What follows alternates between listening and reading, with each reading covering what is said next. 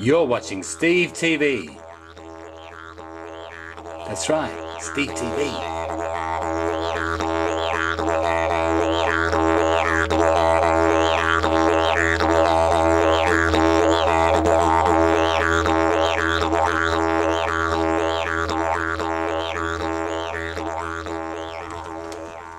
You'll see the camera there on the tree. It's a hunter's camera, it's a motion sensor, and so it's put there, the rangers have put them there to try and just gauge the animals that are coming in to drink from the waterhole. So any sort of movement, it'll take a photograph. So would kangaroos come in here? Not always, usually around the wet season the kangaroos will come through, but virtually everything will come in and drink from here. And they're just trying to get a gauge on what's coming in, and numbers of introduced species like the foxes and cats as well. It's also captured around 20 shots of people's faces looking very confused. How many people? Yeah, looking what's that, and then it takes their photograph. So it works all the time, not just night time? Yeah, no, it works sort of, yeah. Motion sensor. It's just motion sense all the time. They're looking at trying to get people that are in the wrong place as well. A little bit of a security thing too.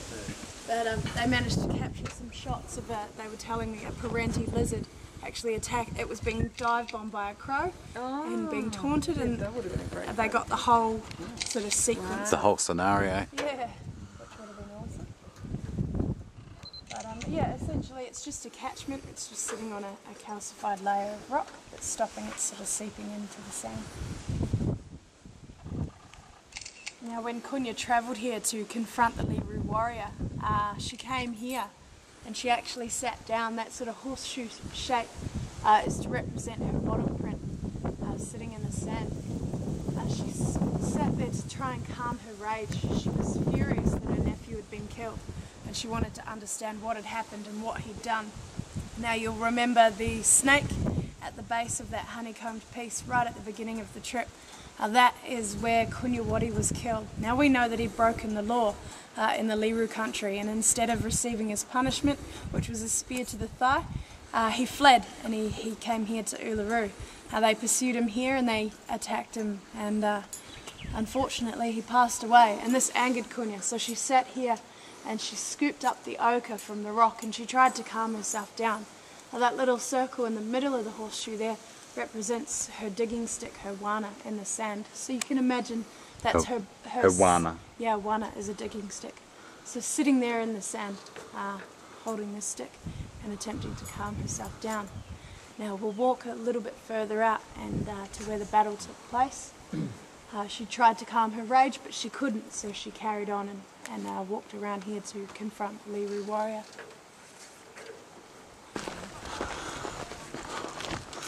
There's a magpie on top of that tree there. Always a magpie to come and greet me.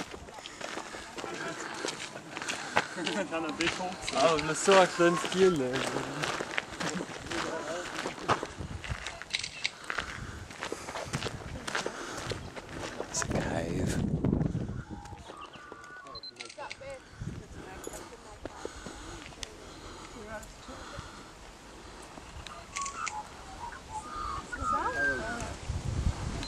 Okay, so here is where the battle took place. Okay, we're going into the cave. There's some artwork in this cave. It's impressive even without the artwork. Oh my God.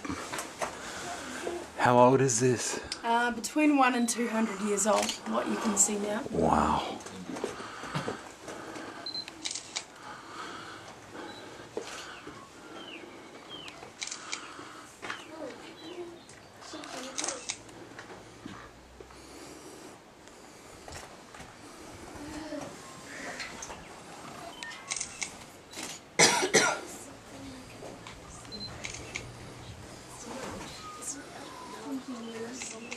Can you see it?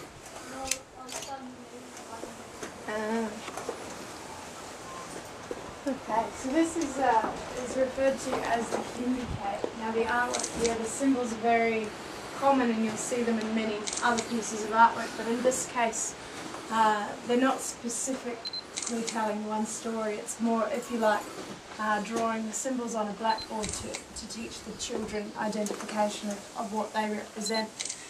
So in this case, these concentric circles here and coming along there, they can often represent a waterhole or a place of interest.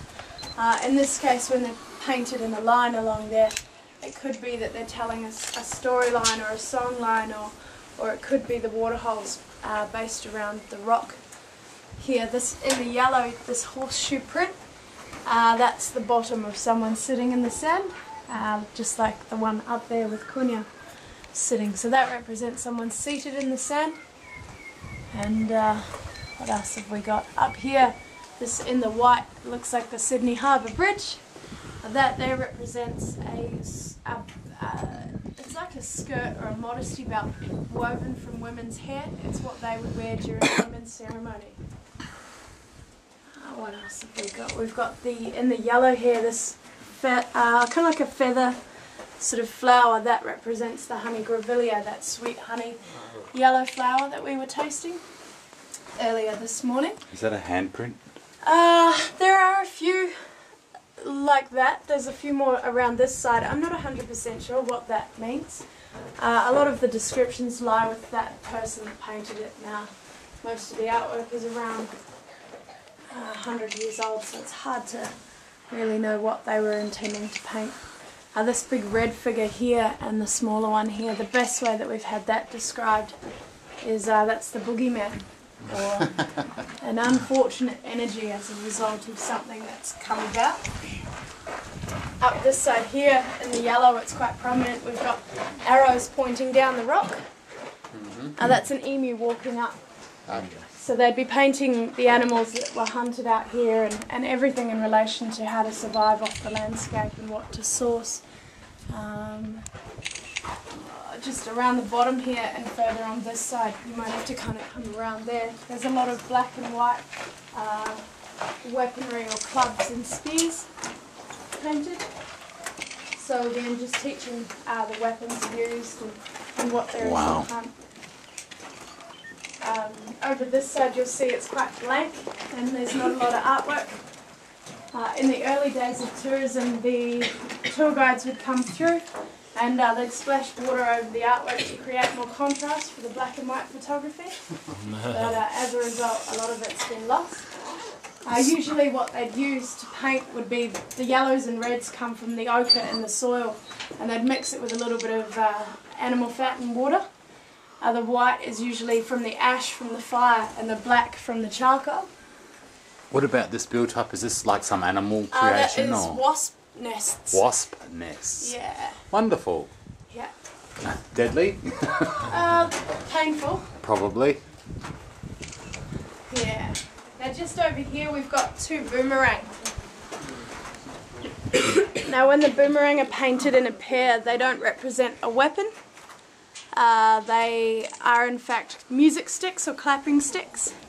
Now when we go to the cultural centre, in the art gallery there, they do have these music sticks.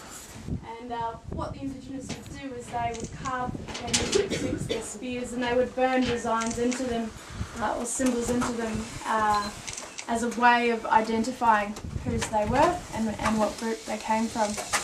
Now the boomerang here, it looks like your common one that you'd see in a souvenir shop. Well, typically that's not used out here as a hunting tool. They use one that looks more like a number 7. It's a short range weapon and they'd use it to take down an emu. So to hunt an emu, you're hiding in the grass. If the emu pops his head up, you pop your head up and you start to kind of move like an emu, do an emu dance. And they're very curious, so they'll come over and they'll investigate you. That's when you're armed with this short range boomerang and you'll take out their legs. Emus don't have the biggest of brains, but they are pretty quick on their feet, so you want to take him down at his legs to avoid him running away. The kangaroo, complete opposite. They use a long range spear. If you pop your head up and the kangaroo pops his head up, he's going to run. Now those long range spears, as I said earlier, they'll take it down from around 30 to 50 metres away. And they would use a shorter ground spear to take out lizards and things like that as well.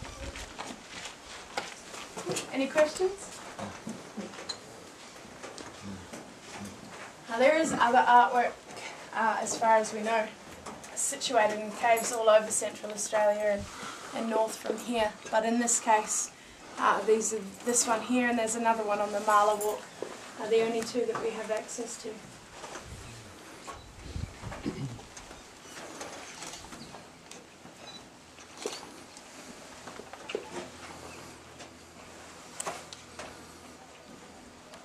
Now you can see up, sorry, it's almost my ears. Up here, this black line coming through the rock, that represents Kunya travelling from the east where her eggs were, around here down to the waterhole. Now, as I said earlier, these are points of navigation travelling across the landscape. They would see Kunya there and they knew that the waterhole was on this side of the rock here, where they were in relation to it.